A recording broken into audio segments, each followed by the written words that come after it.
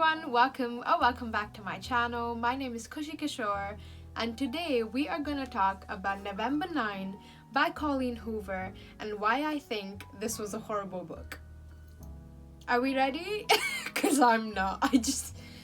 Anyway, I'm racing against the sun. So, let's do this. Okay, so very quickly, November 9 comes under the genres romance, new adult fiction, and contemporary romance.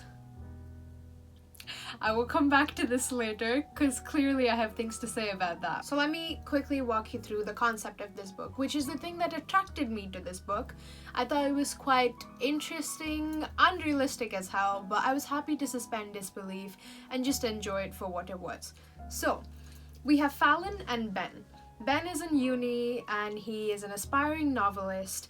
Fallon is our female lead and she was an actress and now she works as a voice artist for audiobooks ever since she got injured in a fire 2 years ago. So she's like 18 right now and this accident happened when she was 16.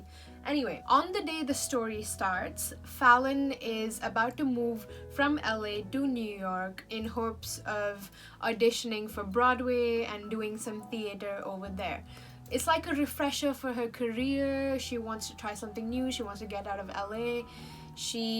It feels very trapped and very bad here. So she's sitting with her father and they're having this conversation and she's telling him that she's gonna move away and he's being just difficult and an ass about it. During that, she ends up meeting Ben, who poses as her fake boyfriend to convince her father and essentially piss her father off. That's how they meet, that's how they connect. Father leaves, they spend a couple of hours together, and before she flies out of LA, they decide that they will meet every single November 9th up until they turn 23.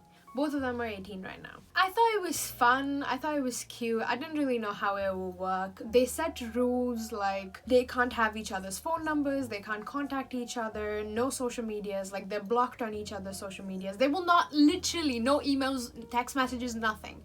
You cannot contact each other. You will just leave a time and a place for when you will meet the next November 9th. I didn't really know where the story would go and how it would develop in a way where I would believe the chemistry, but I was still open-minded about it. I was willing to give it a chance. Before I start going off, to all the Colleen Hoover fans out there, to all the November 9 fans out there, I am sorry. I really am. If you love this book, then I am happy for you. You found something you like, and that's just what reading is. Everybody has different tastes and different opinions. I'm not attacking anyone out there for liking this book. Just putting it out there, please don't come at me. I have notes, yeah. So from the very beginning, meaning chapter 1, Ben is taking decisions away from Fallon. Like, he's making them for her. For example, Fallon and her dad are having a heated conversation. It's clearly a family thing. It's clearly a personal thing. Ben is sitting on the boat behind them, eavesdropping the whole thing. And he just gets up, randomly comes to their booth, sits next to her, slides his arm around her, and starts calling her babe and pretending to be her boyfriend. Red flags. I'm sorry, but no. I found it so grating, honestly, the fact that he just showed up like that. Fallon didn't, because she found it funny and she liked that it was pissing off her father. So they played with it and the father ultimately left. But there was this moment where her father was saying something that really upset her and she wanted out of the booth and she just wanted to walk away for air. And she was trying to like signal to Ben that she wants to leave. But he holds her there in place, like physically puts her hand on his knee and holds her there, as if he has the authority to tell her what to do when it comes to her own family. I'm sorry, sir. You met her all of 2 seconds ago. Excuse me?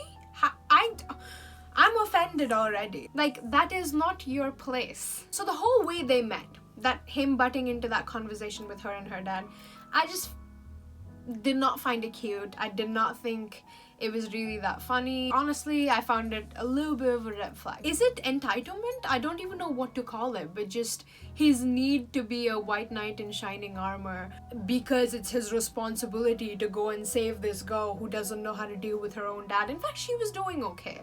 She really was. And even he admitted it to himself in his mind.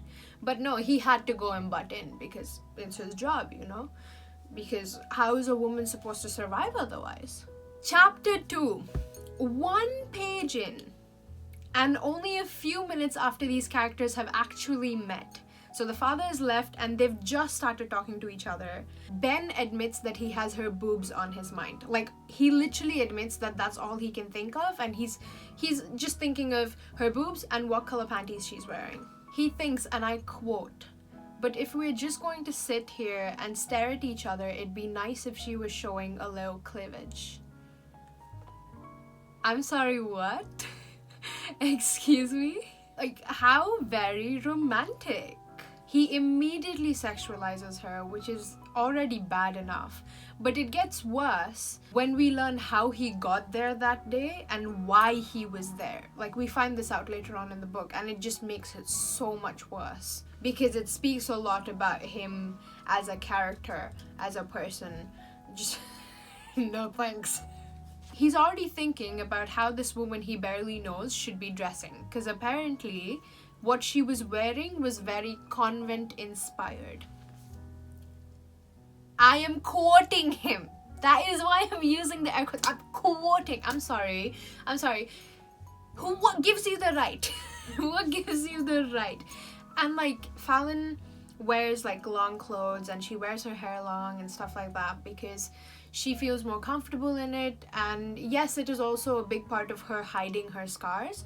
So like I said, she was in this accident 2 years ago and she got major 4th degree burns all over her body. It took her a while to recover. She's not very confident within herself about them, so she hides them and does whatever she can to hide them. Hence the lack of revealing clothing. The very fact that he's sitting there thinking about how this woman should be dressing, I don't find any of that sexy or romantic. I'm sorry. If you do, you do you, boo, but Another qualm I had, it moves so fast. How do you have the courage to call a complete stranger? Yeah, you've only known this person for like 1.5 hours.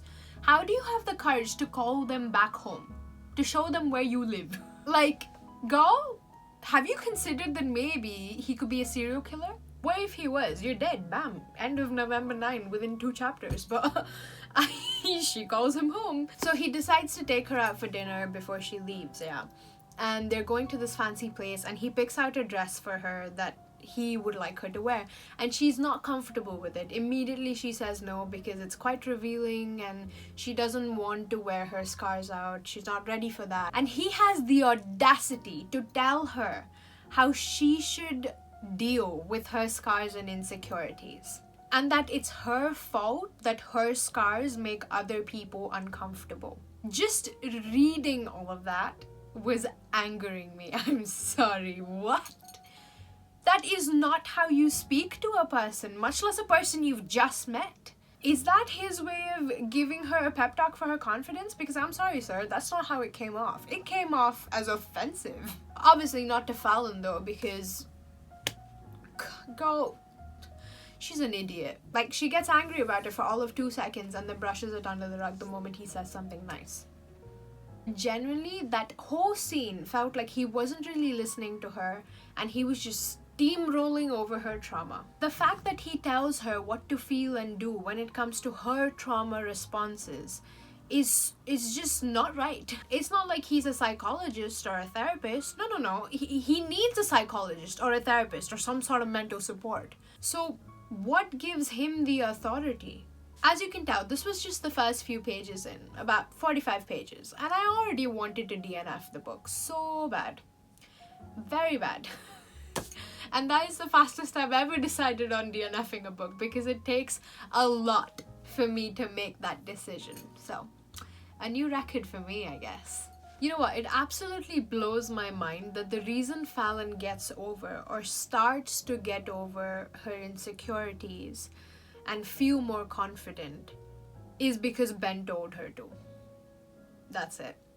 Fallon is someone who's carried a lot of pain and insecurity about the burn scars the accident left on her.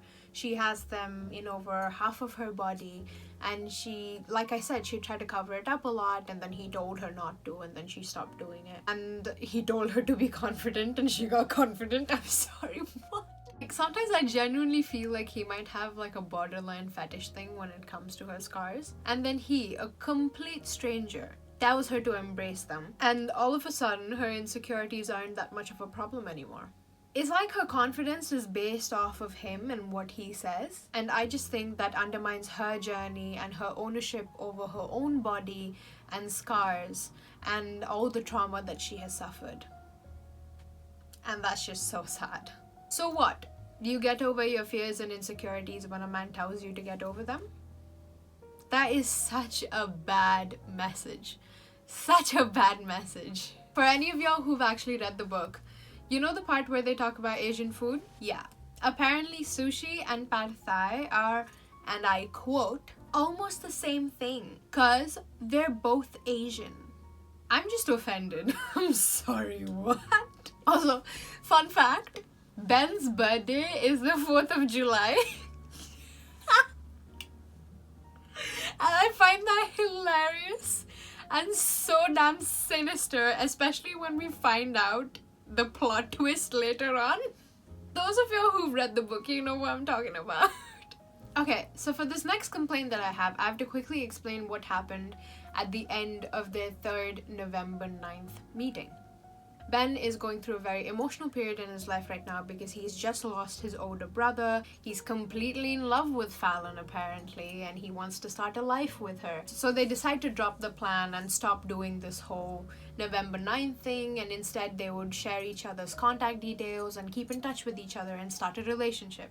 And Fallon wanted this for herself as well, up until she found out that the book he was writing about them, about this whole experiment that they're doing, got him an agent, and that they were very excited for the book he was writing. That was when she decided that it was not fair for her to be allowing him to make this decision right now, especially when he's so emotional about things.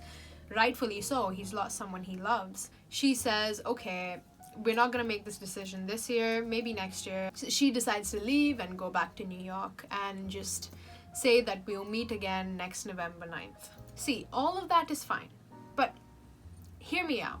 From page 1 of this book, it's like Ben is some sort of mind reader, like especially when it comes to Fallon. He always knows what she's thinking and what she's feeling and what she's wanting. But when this magical skill actually needed to be in play and of use, suddenly it's not. It's so damn convenient in terms of the writing that this is the one time Ben couldn't tell her true feelings. He couldn't tell that she was trying to do this for him. He couldn't tell that she cared about him or loved him. He couldn't tell that she wanted to see him and wanted to be with him. No. In his head, it literally went, she doesn't want to start anything with me. She doesn't love me as much as I love her. All of a sudden, he's just dumb and completely clueless, which he wasn't before, so I just find that very, very funny. Between meeting 3 and meeting 4, he blows everything out of proportion. And in their 4th meeting, we find out that this man has started dating his dead brother's wife. Also to like help take care of their child, but no, he actually starts dating, like sleeping in the same room, sleeping with her and all of that. It's the near incest vibes for me. It just makes me a little uncomfortable. I understand that they were both grieving and going through a lot after the loss of Kyle, which is his brother, and they were just trying to fill in a void. But the fact remains that this book started off with Ben admitting that he sees Jordan as a sister and his family. In writing, I'm not drawing conclusions from what was written or like making assumptions. No. He said that. I can't. Look, I'm not trying to judge what people do when they're grieving, but for me, I just found it uncomfortable. Then going forward in the story, we have moments of emotional manipulation where, Ben pretends to give Fallon a choice about taking him back, when really he's not really giving her a choice about it. And then there's also the fact that these two people who've known each other for 5 years but have only interacted for about 28 hours in total have reached a point of, I love you, I'm in love with you, and I want to spend my life with you. And I'm genuinely curious, is that possible? Like, go down in the comments and tell me if you have personal stories like that. Can you know a person you want to spend your life with well enough in 28 hours to be in love with them? One thing that worked to the story's disadvantage is that we never individually spend time with these characters. We don't really know how they really grow as people over these few years. We don't see it. We barely get to see it. And even when they're together, I personally don't think there's been enough time for us to invest and care about them that much. At least for me as a reader, it didn't have what it takes for me to care about a couple. Also, acting, auditioning, the writing of the manuscript, these are all big parts of the story. Parts of what makes the story move, and also a big part of the characters' lives. But we as readers never get to interact with them. Never. And I just think it's a missed opportunity. Lol, I wrote this while I was reading. Both of them need therapy first, romance later. And I stand by it. Now that I've finished the book, I definitely stand by it. Okay, let's address the elephant in the room, the plot twist. It made me nauseous. Ben is the person who set fire to Fallon's house.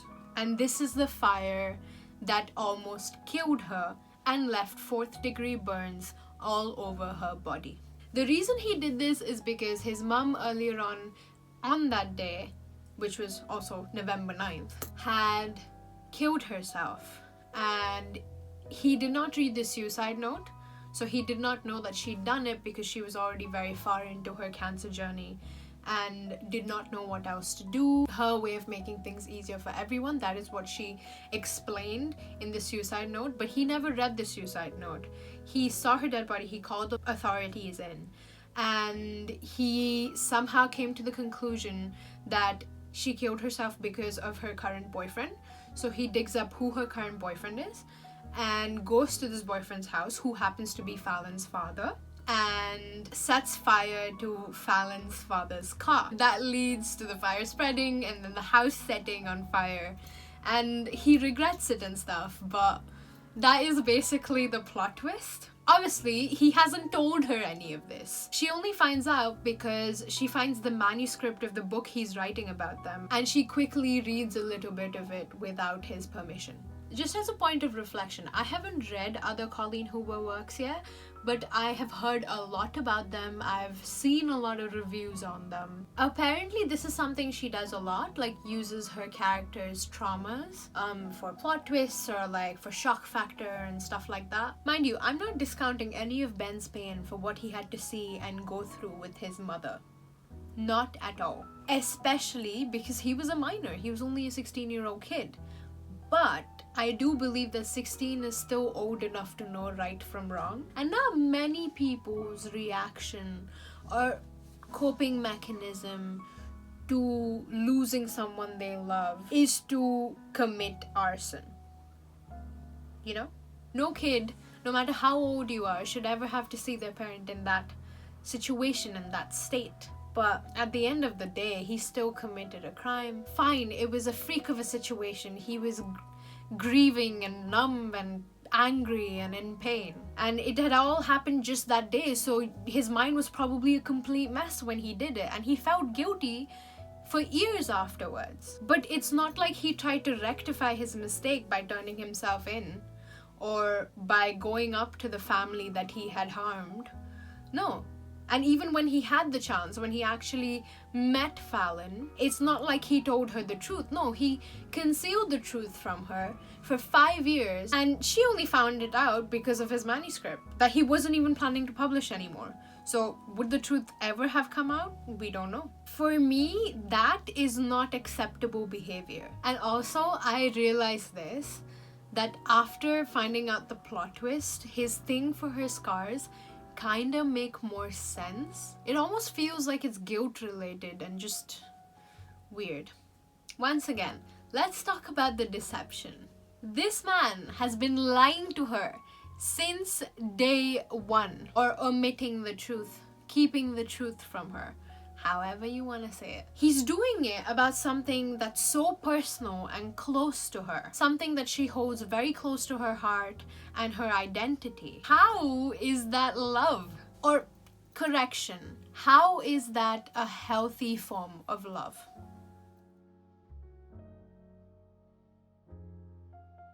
Okay, so we're gonna continue right on and talk about the restraining order. So after they had the whole fight and she saw the manuscript and then left his house, she went straight to a police station and filed a restraining order against Ben. 1 year later, their 6th November 9th, he comes to her apartment and drops off the manuscript of the book in front of her door. And he also mentions how he saw her pick it up, which means that he was probably close by. And I don't know much about restraining orders, yeah? But I wonder if her restraining order against him was violated in this situation. Just, I wonder. But we can just casually ignore that, because apparently when it comes to love, you can ignore arson and crime and deception and manipulation and sexism and all of the above. So anyway, she picks up this manuscript. She doesn't want to read it. She doesn't want to engage with it. She goes to sleep. Next morning, her mom comes to her apartment, and when she sees her mom, she sees that the manuscript is in her mother's hands and her mother is crying. Fair enough. I just found it kind of weird how Fallon's mother sort of sides with Ben and is almost like excusing him for what he's done. Fallon almost died because of Ben's actions. Whether it was intentional or not is not the question. The fact is, she almost died because of this accident, because of the situation that was caused by this man. And regardless of how much I care about a person or love them, if that person hurt one hair on my head, my mother would see red. Yes, that just rhymed, I'm aware. But the point is, the way Fallon's mother's character has been described in this book previously is that she's someone who values humility and being grounded and being disciplined. She's someone who loves Fallon very much and is protective of her and is upset about the accident that changed Fallon's life. The initial reaction that we get from Fallon's mother, and this is the first time she's finding out, by the way. This is the first time she's finding out that this man is the reason all of this happened to her daughter, and it wasn't just a freak accident like they assumed it was. That first reaction just did not fit. Her mother's first reaction of finding out how all of this played out via the manuscript is to tell Fallon that Ben deserves respect for putting his invisible scars out there for her to see, because he gave her respect by not turning away from her scars. Like, am I the only one who found it weird? This is already towards the end of the book, yeah, but there's still more. The cherry on top of this wonderful cake is that Colleen Hoover makes Fallon apologize to Ben in the end of this story. No, I'm not sure we processed that right, so let's say it again, yeah? Colleen Hoover ended this story by making Fallon apologize to Ben for some bullshit, cheesy, romantic reason. Fallon was a victim. She did nothing wrong except for ignore all of Ben's red flags. And she was the one apologizing to Ben? So she reads the part of the manuscript that explains everything, and she sees a note by him saying he'll be waiting for her at the restaurant, so she goes to see him. And when he tries to apologize to her, she stops him by saying he has nothing to apologize for. And then she says, and I quote, "If anything, I'm here for your forgiveness, Ben, because I know your heart, and your heart is only capable of love." I'm sorry, which heart are you talking about? The one that you spent barely 30 hours getting to know? And the funny part is, literally in the previous chapter, she ran away from this dude because she's like, he's a stranger and I don't know him and he could be hiding so many other things from me. And this chapter, all of a sudden, she knows his heart. It's just so funny. What? Portraying this pointless apology as something romantic It's not. It's really not. To explain the situation in the simplest terms possible, Colleen Hoover made her character Fallon apologize for having a normal human reaction. And it's not like this human reaction was an unjustified or harmful one. No, no, no. It was a very normal reaction to the kind of situation Fallon was in.